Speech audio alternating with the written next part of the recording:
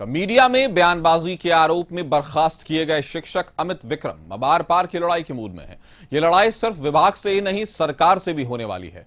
अमित विक्रम ने तिरहुत शिक्षक निर्वाचन क्षेत्र से जेडीयू उम्मीदवार अभिषेक झा के खिलाफ मैदान में उतरने का फैसला किया है। मीडिया में दिए गए बयान के कारण बर्खास्त किए गए अमित विक्रम कोर्ट में जाने की भी तैयारी में हैं। वहीं इस मामले में शिक्षकों का मुद्दा उठाने वाले विधायक संदीप सौरभ ने कहा कि बर्खास्तगी का फैसला गलत है और इस मामले को सदन में उठाया जाएगा। नहीं पाए पूरे सिस्टम को और आते एक साथ वो हावी होना चाहे सिस्टम पे, तो सिस्टम में जो लूप होल्स थे उसका फायदा निचले स्तर के पदाधिकारियों ने उठाया और लूट मच गई।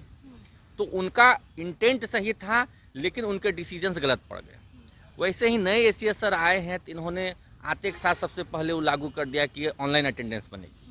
तो ऑनलाइन अटेंडेंस बनेगी, ये पटना में बैठ करके सचिवालय में आदेश निकालना आसान है, लेकिन यहाँ के जो जोग्राफिकल कंडीशंस है, नेटवर्क का जो स्ट्रेंथ है और जो फार फ्लंग एरियाज़ हैं, मतलब कुछ पहाड़ के उस पार है। मेरे गृह प्रखंड में मैं बता रहा हूँ, हवेली खड़गपुर प्रखंड में 3-4 विद्यालय ऐसे हैं जहाँ पे कि किसी सरकारी कर्मी को जाने के लिए सीआरपीएफ की सुरक्षा की टुकड़ी ले जानी पड़ती है।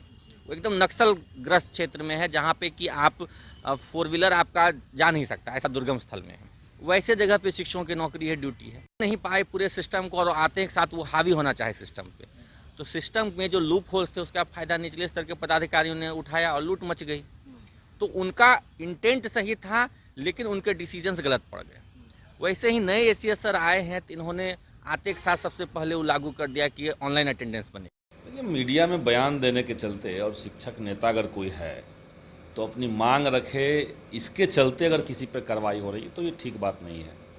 इस पर हमें लगता है कि सरकार को संज्ञान लेना चाहिए, शिक्षा विभाग को देखना चाहिए कि शिक्षकों की मांग उठाना, और ये पहली बार तो है नहीं। देश में जब इमरजेंसी लागू था उस ज़माने में भी शिक्षक अपनी बात रख सकते थे, शिक्षक संगठन बहाल थे, लेकिन पहले जो अपर मुख्य सचिव थे उन्होंने जो नियम बना दिया कि भाई आप शिक्षक संगठन से नहीं जुड़ सकते हैं, आप यूनियनाइज नहीं हो सकते हैं, आप सरकार की किसी नीति की कोई आलोचना नहीं कर सकते हैं, ये गलत है।